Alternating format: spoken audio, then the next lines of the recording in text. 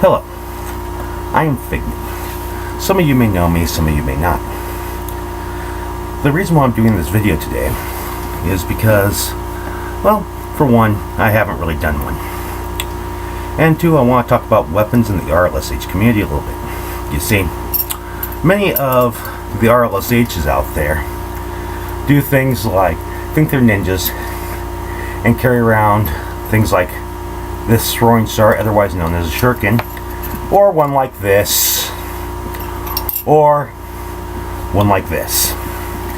Now, to be quite honest, those are all crap. I tend to use those for like dart throwing. Yeah, I do have a stack of them. Then there are ones in the community who feel that these should not be part of the community. And yeah, I keep mine loaded. Now this is not the one I carry when I'm doing RLSH work, but I do carry it and I'm legal to. So this happens to be the one I keep on my bed for personal safety. The one I like to carry is this one. Okay, the first one I showed you, this one, is a die wheel. No longer made anymore, so it's hard to get parts for if it breaks, even though it is a little bit more reliable than my Beretta, which I just showed you and I'll show it to you again. It also carries less rounds.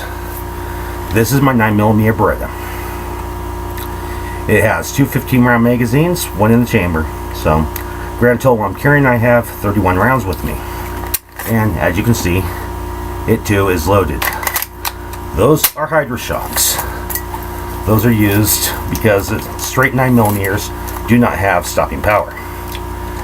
Now, I'm not encouraging people to do this because they need to be legal at the end. They need to be able to shoot. Too many people think that because they have a gun, it's going to defend them and protect them. But it doesn't. You see, there's all sorts of things people don't take into account.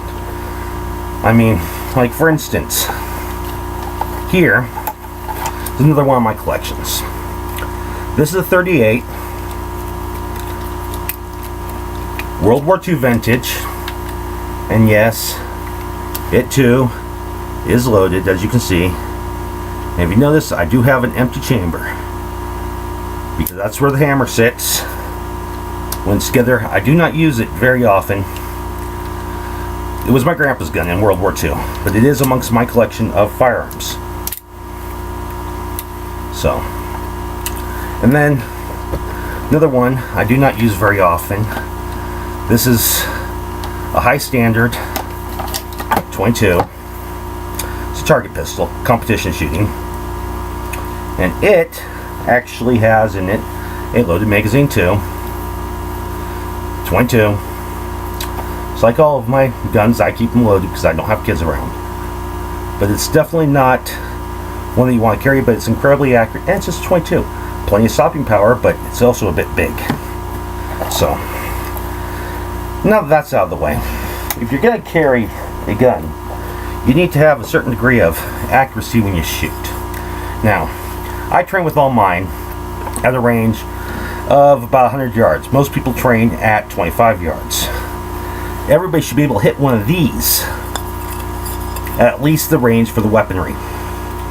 22s, or not 22s, but handguns, have a range of approximately 50 yards. You train at 25, but they shoot averagely in 50 yards. I do 100. This is 4 inches diameter.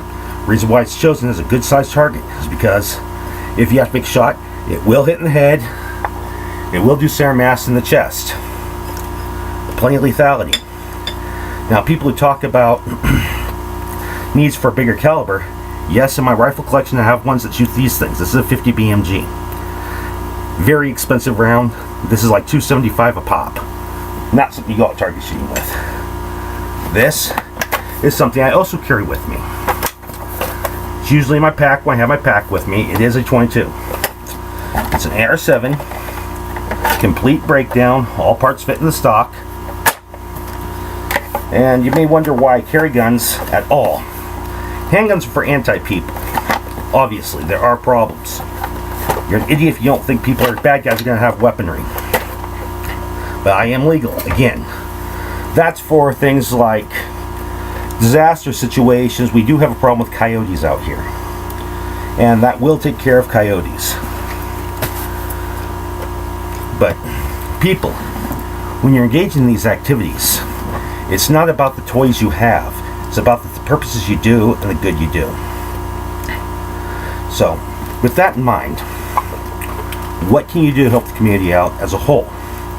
I mean, we have people out there pretending they're ninja lights, and some people say, I'm out there trying to be a gun nut because I carry a gun.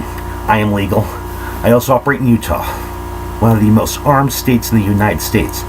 I'd be an idiot if I didn't carry a gun. I have body armor that I wear. And yeah, it hurts when you take a round in the vest. I know firsthand. It also sucks when you have to take somebody down permanently. That affects you long term. I know that firsthand. Now, I do apologize for the quality of the video and my lens flare. I know I'm not J.J. Abrams. Just happens to be the lighting in this room causes it to happen. I'm recording from my webcam and not my best video camera. But what can you do for the community? Have you thought about it? I mean, yeah, my philosophies are a little bit different than everybody else's. And yeah, we all walk to our own drums and beats. I mean, we have people out there who go out there, crime prevention. We have those who do outreach. But what about the person who just answers phones and is a friend to people, or anything from that to giving real support to the RLSHs when we're out in the field? We're doing Oracle work, recon work, or as I like to call real hero support. Real life hero support. But we all could use the help. I mean, I've been doing everything I can to pull this community together as a whole. And I know it's a long task that probably will never be done. I've been working a lot with, like, Dark Ghost, talking to him on the phone, Samuel, talking to him on the phone. I'm in contact with Skyman, regular basis, Master Legend on a regular basis. But I don't go out there shooting videos of what I'm actually out there doing. I don't go around boasting the activities I do. I don't even do everything with a mask on.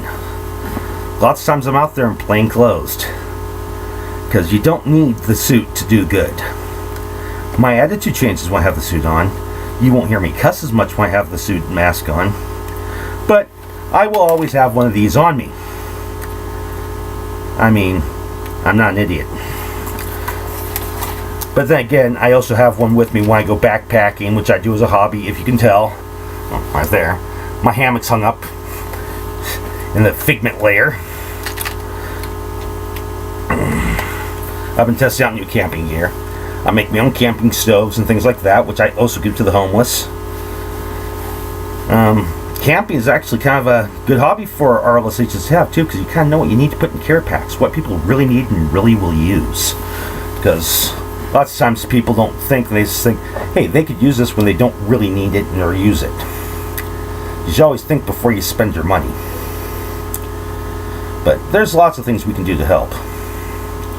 And I would encourage us as a group to not rely on Facebook or Twitter for communications.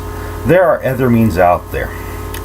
There are multiple websites, including rlshbook.com, rlsh.net, and a few others out there. RLSH Book is mine. rlsh.net is Discordia's. And we could all use some help. I mean, one site's not going to do us good at all. We need multiple sources of communications.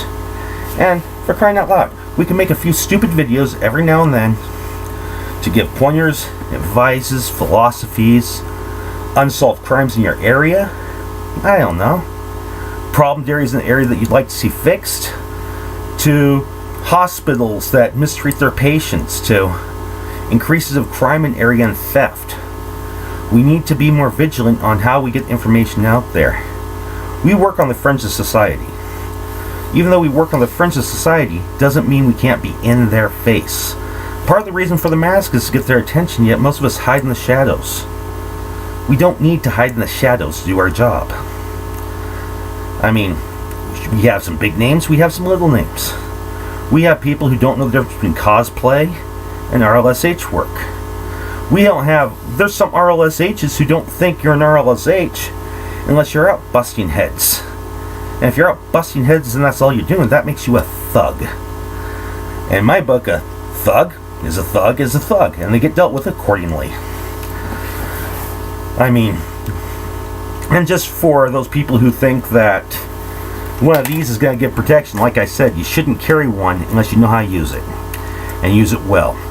And yes, this is a 9mm. I don't have a complex where I need the 45. 9mm has plenty of stopping power. And the rounds I carry have ability to pass through most body armor. And there's reasons for that too. But anyways, think of what you can do and help the community out. I have a few plans and a few things working on. I've been putting together a real-life superhero TV channel on YouTube, which is still in the infant stages. I'm going to be working on doing live conferences and interviews with people too eventually. That will also be put on YouTube complete with video. But come on, what can you do? And any of the mentioned links that I gave you before, I will put in the description when I post this online. And I'll probably be doing that in a little bit.